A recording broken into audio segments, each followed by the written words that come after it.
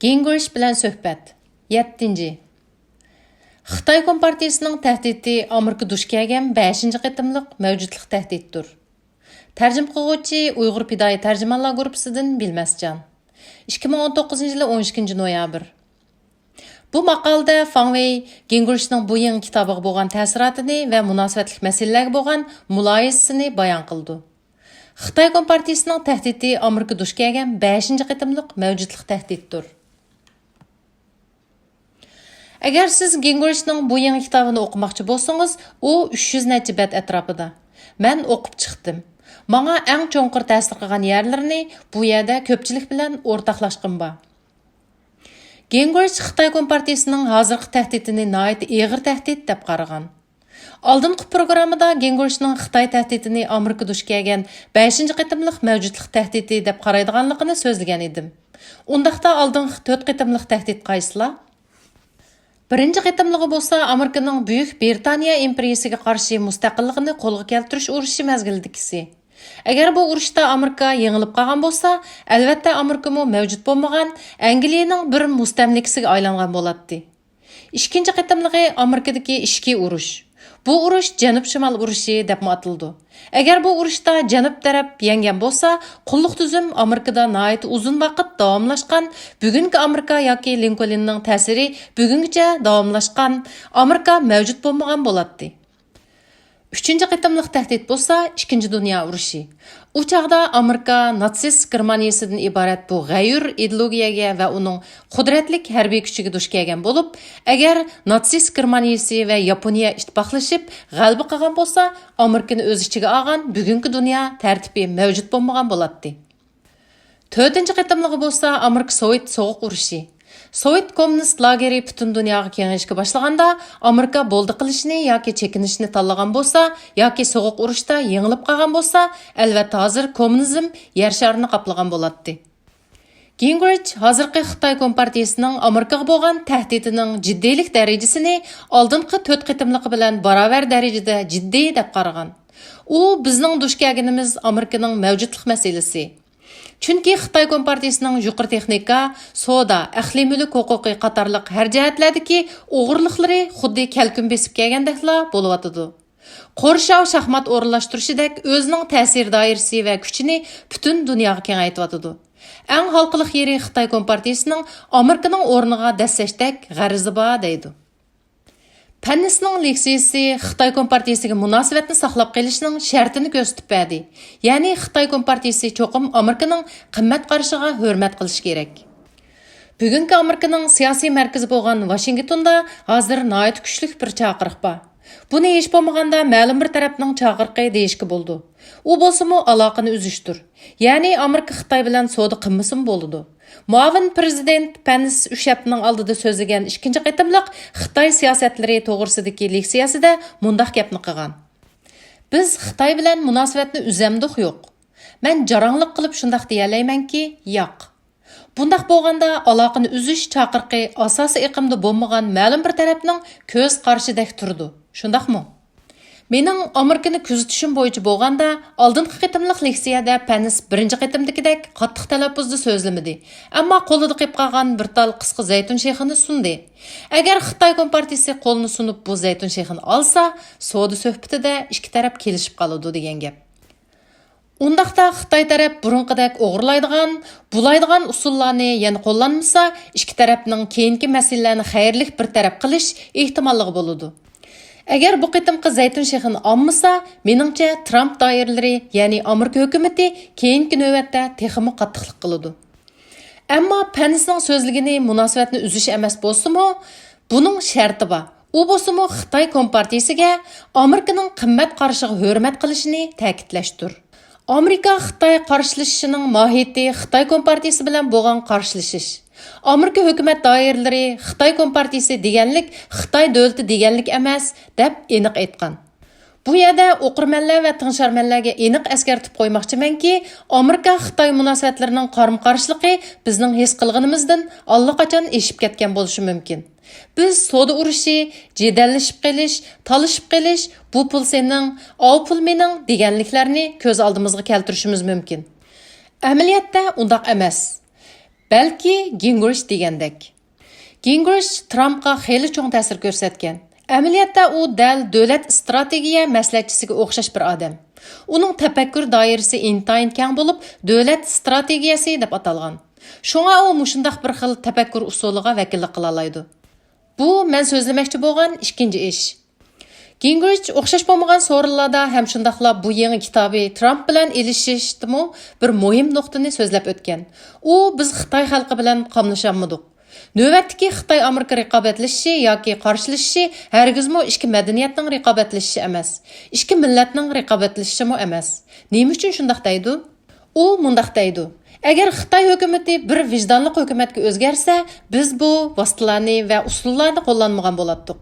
U chaqda bu xil jiddiy munosabatmi bo'lmagan bo'ladi. Bu nuqtadan aytganda uning o'tirib qo'yganlari ikki madaniyatning rəqabati emas. Ikki millatning rəqabati texmi emas. Balki uning davomliq davatqini bo'lsa, biz Xitoy xalqiga nihoyat do'stona Xitoy kompartiyasi bilan Xitoy davlatini farqlantirishimiz kerak. Biz buni nihoyat aniq farqlantiramiz. Amaliyotda Washingtondagi nurg'un kishilar ham shundaqla Xitoyni nihoyat yaxshi biladigan nurg'un kishilar Xitoy madaniyatiga ega kishilarni qizg'in so'ydi. Gingrich 1958-yili 14-15 yoshlar mazgilidan tortibla Xitoyni tadqiq qilishga boshlagan. Bu yerda nihoyat muhim bir uqum bor. U bo'lsa-mu Xitoy kompartiyasi bilan Xitoy davlatini farqlantirish masalasi. Amerika hukumat doirasi buni nihoyat aniq ayirgan. Xitoylar o'zini qanday o'ringa qo'yishi lozim? Xitoy kompartiyasining Xitoy davlati emasligini aniq farqlantirish, xalq orasidagi rolini saqlash, Xitoy kompartiyasidan yiroqlash lozim. Xitoylarga nisbatan aytganda, meningcha nurg'un Xitoylar bu nuqtalarni bak aniq farqlantirmaydi. Nima farqi bor? Xitoy kompartiyasi, Xitoy davlati, Xitoy hukumati, Xitoy kompartiya hukumati qatorliqlarning nima farqi bor? Bularni anglaganda hissiyot jihatdan hammasi birdek. Shunga sen Xitoy kompartiyasini tillasang, meni tillagandakli bo'ladi. Amerikaliklarning o'rnida turib o'ylab baqayli. Agar bir odam Cumhuriyetçiler partiyasi yaxshi emas deb qarasa, Cumhuriyetçiler partiyasini tillasa, bu uning Amerikaga qarshi turayotganligini bildirmaydi. Yoki agar bir odam Demokratchilar partiyasini yaxshi emas desa, u mu o'xshashla Amerikaga qarshi chiqqan bo'lmaydi. Ammo Xitoyda nima sababki bilmadim, biz hammamiz mushundaq bir xil ideyani shakllantirib oldik. Ya'ni sen Xitoy kompartiyasini tillasang, davlatga qarshi chiqqan bo'lsan. Amaliyotda bu Xitoy kompartiyasi necha 10 yildan buyon bularni bir-birsiga sistemlik bog'lab turgan. Boshlang'ich maktabdan tortib partiya va davlat rahbarlari hukmlari kallasiga qo'yilgan. Har qanday ishda partiya, davlat, hukumat va xalq aralashtirib etilgan. Gingrichning qarashicha yoki Amerikaning bugungi hokimiyat beshidagilarning qarashicha, ularning ko'z qarashlari yuqorqilarni aniq ayirgan.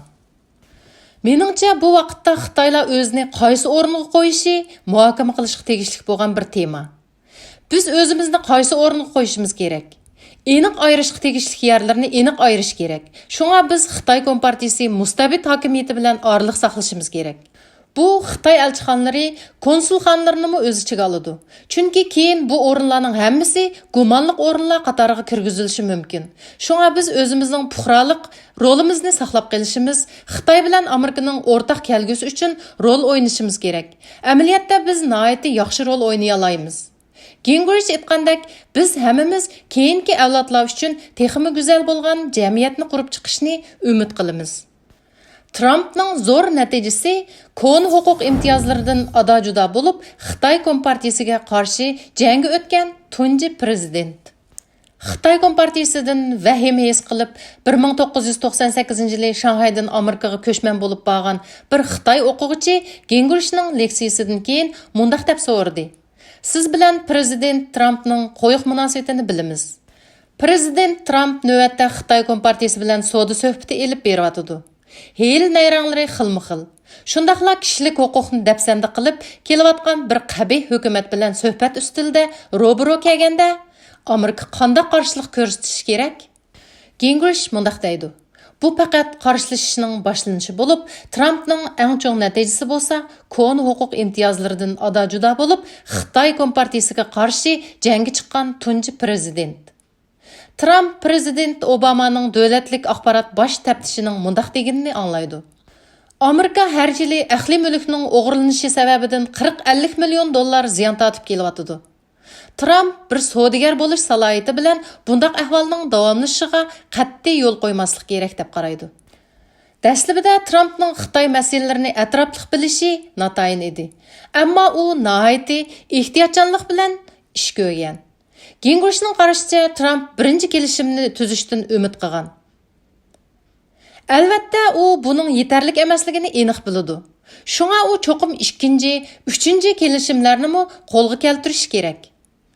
Parlament Xitoy Kompartiyasiga davomli besim tushirishi, davomli kishilik huquq masalalarini ko'tarib chiqishi mumkin. Amerikaning Xitoy Kompartiyasiga qarshi strategiyasi kishilik huquq pozitsiyasini o'z ichiga oldigan bo'lib, u diktator hokimiyatga nisbatan o'limga elib boradigan tahdiddir. Gingrich Amerikaning Xitoy Kompartiyasiga qarshi strategiyasi Xitoy xalqiga yordam qo'lini sunishini o'z ichiga elishi lozim. Har bir Xitoy tangri ato qilgan kishilik huquqqa ega bo'lishi kerak. Bu Yel Gumpa ittifoqiga a'zo bo'lish huquqi, haq gap qilish huquqi qatorliqlarni o'z ichiga oladi deb qaragan. Halbuki bu xil pozitsiya bo'lsa, diktator hokimiyatga nisbatan o'limga elib boradigan tahdiddir. U Amerikaliklarni Xitoyga borsa, Xitoy madaniyatidan bahr elishdan sirt atrofni obdan kuzatishini tavsiya qildi. Shunda qilgandila kuzatuvchi kameralarning ko'pligini bayqaysan. Kishilarning senga gap qilgan chaqdagi ehtiyotchanligini his qila olaysan. Shu chaqdila buning qanday bir jamiyat ekanligini his qila olaysan.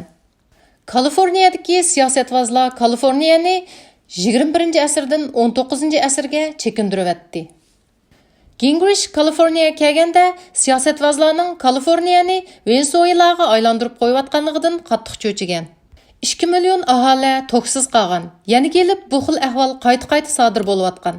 Amerikada qilmoqchi bo'lgan ishning qimmatining bor yo'qligiga qarab ish tutadi. Amerika tuzilmasida iqtidorli kishilar amaliyotchan bo'lib, xuddi Amerikadagi eng ta'sir kuchga ega faylasuf William James Amerikaning o'zgacha aloyidliklari bo'lsa, amaliyotchanlikdir deb tasvirlaganidek. Ya'ni agar sen qarg'a keladigan chora topsang, uni amalda ko'rsat. Kaliforniyaning siyosatvozlari daraxtlarning ostidagi g'azonlarni tozalab elayotganda o't ofatidan mudofialangani bo'lganligini bilmaydi. Ular qanday qilganda tartib tuzum turg'izish orqali elektr shirkatlarini yangi elektr sistemalarini almashtirishga ilhomlantirib, o't ofatining oldini olishni bilmaydi. Ular to'limi qapaqbash.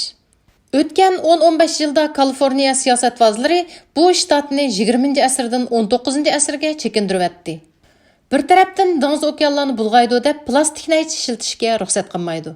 Yani bir tarafdan San Fransisko hukumati har yili necha million shpressni dengizga to'kidi. Biliqqa nisbatan naychiga taqobil turish shpressga qaraganda ko'p osonda. Sotsialistik davlatlarda yashab boqqan har qanday bir odam do'stiga deyishi mumkin. Sen sotsializmga, kommunizmga ishonamsan? Sen ahmoqmi? Buningga ishonganlar aqlsiz odamlardir. Chunki ashu davlatlarga berib baqsılar bilib olg'ili bo'ldiki, sotsializm huquqini hukumatga topshirib bergan bo'ladi. Hukumat bo'lsa, chiriklashishdan saqlanolmaydi. Oxirida kambag'allar vayron bo'lib, hukumatdagi oz sonli kishilarla rohat turmush kechirdi. Bu bir yurish maqolalar mushu yerda oyoqlashidi. Sizlarga Fangweyning doktor Gingrichni maxsus ziyorat qilgan vaqtda so'zlashgan to'liq mazmunni boshqa bir programmada ko'rsatamiz. Diqqat qilgaysizlar. Maqola oyoqlashdi.